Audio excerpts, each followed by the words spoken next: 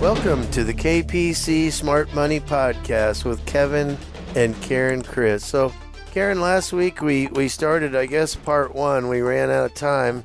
We like to keep these things to like 10, 11 minutes, and we just think it's important to do that. But anyway, we were talking about how to stop feeling overwhelmed. And one of the things, or a couple of things we came up with is focus on the outcome. If you focus more on the outcome, you won't be so overwhelmed. And also prioritize your list. You know, we all have lists of things that we need to do. Prioritize your list. If you don't get to the last couple, oh well, there's always tomorrow. And the other thing is, don't be afraid to ask for help. You know, you might be a perfectionist. Doesn't have to be perfect. And don't be afraid to ask for help. So here's a couple of more things here. Know when it's good enough. If you're feeling overwhelmed, know when it's good enough. Perfectionism can come from fear. Sounds like another one of our daughters, doesn't it? If what we're doing isn't perfect, it's wrong. It's a failure, and therefore we are a failure. Competitive people are also often perfectionists. They feel like they can beat everyone else by being perfect. But if you're spending too long on tasks that only have a marginal benefit for you, it's time to be done. You know, that makes me think of, I had an assistant one time, and I was just wanting her to take some notes. And these notes looked like she was a professional draftsman or a scribe. Mm-hmm. You know, I was saying, no, just, if we can read it, that's all we need. So you don't always have to be a perfectionist, right? As Sheryl Sandberg says, she's the COO of Facebook. She should know what she's talking about, I guess. But she says, done is better than perfect. Well, and when you get right down to it, what I think about perfectionism. So what's perfect and who's deciding what perfect is? It's usually the perfectionist who has created some image of what perfect is, and it's not necessarily what anyone else around them thinks is perfect. So I like that one, Kevin. You just need to know when it's good enough. You know, it makes me think of somebody we know that scrubs their baseboards with a toothbrush. Yeah, well, don't count on that anytime soon. That would be maybe a perfectionist. Yeah. Right. Okay, so what's the next thing? So, you know what? Take a break.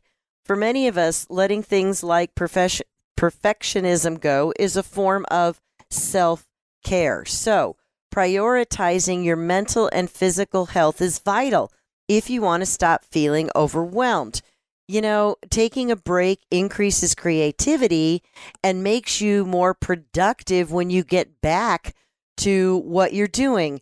You know, actually, there are some Oriental cultures, Kevin, where, they don't just get the 2 15-minute breaks a day because that's what the union says you're going to get.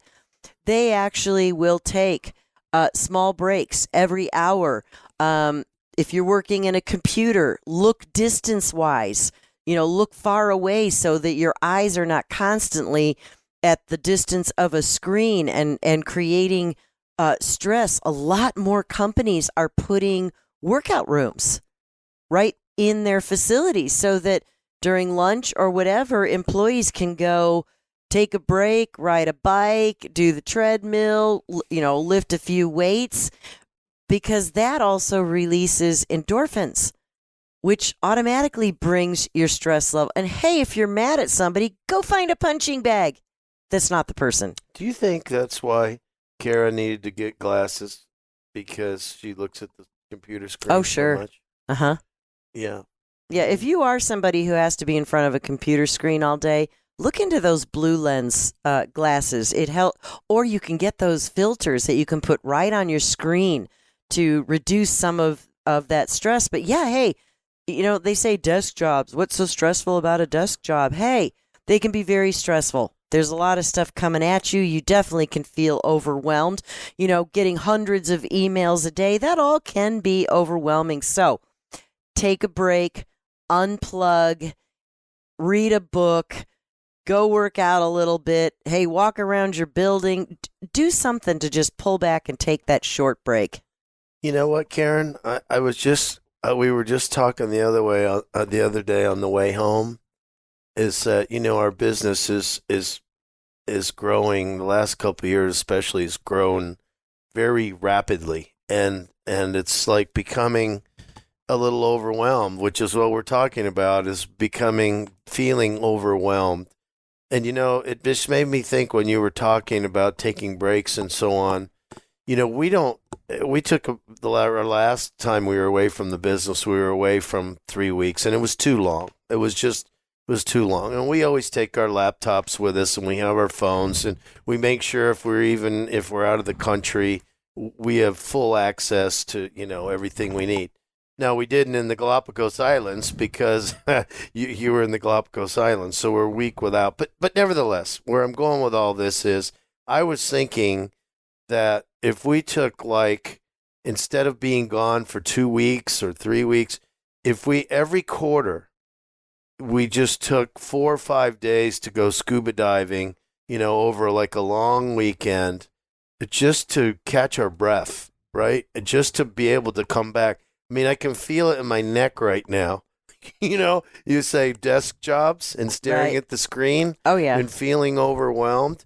There's some times where, this is a good topic for us, Yes. right? Because we sit in front of a computer screen. We have a lot of clients that are wanting to talk to us, and some days are a lot more hectic than others. But, the taking a break sometimes is hard to do, but I really like that. And, the other thing is, Karen, is to practice mindfulness. What does that mean? Practicing mindfulness is another nearly universal habit of successful people. It makes priming a part of a morning ritual, focusing on gratitude and goals. And So- you can do it during the morning. You can do it at night. But yeah, that it is a good tool. It's planning. But when are you going to do that? I tend to think about what my day is going to look like at the beginning of the day and plan it out. A lot of people, do that at night, but it's not just about coming up with a to-do list, right? Because to-do lists can be stressful. Yeah, so the chief technical officer of Cisco, if you've heard of Cisco, the big tech firm, the head of that, the CTO, her name is Padmasree Warrior. She meditates every night, a habit that helped keep her from feeling overwhelmed by the 22,000 employees she supervised. Well, I guess you could get a little overwhelmed if you had 22,000. Maybe Well, they need to get her some help. yeah, and and again, focus on gratitude, not just on to-do lists. Okay, when you are thankful for all that you have, or we even talked about it in last week. Instead of being overwhelmed, like wedding planning or something like that, refocus on the fact that what you're going to be doing is really exciting. Okay, just switch your brain to more positive thoughts about what you are doing. And honestly, gratitude lists, that is one of the quickest, fastest ways to switch your brain from negative to positive. And Kevin, we got to wrap this up. So here's our last tip. Do something nice by, adding another item to your schedule. Might seem like that is the last thing that you want to do, but it could be one of the best remedies. Help at a homeless shelter, pack some boxes for food banks, walk dogs in an animal shelter, because it'll get you out of your own head and see things from a new perspective that can help you. That this is one way you can transition from feeling overwhelmed for feeling grateful for all that you have. And I know I'll remind everybody again, do something kind for somebody. You might feel overwhelmed. Well, don't walk around with, a face that looks like, don't come near me because I am overwhelmed. Flash somebody a nice smile, open a door for somebody. It's amazing how quickly that can pull you out of your own thoughts and your own emotions. So, well, we're right at that 10-minute mark, and we enjoyed this 2-part series with you, How to Stop Feeling Overwhelmed. You're listening to Kevin and Karen Christ with the KPC Smart Money Podcast. Have a blessed week. We look forward to talking to you next week. You've been listening to the KPC Smart Money Podcast with Kevin and Karen Christ. To listen to more episodes, visit kpcsmartmoney.com.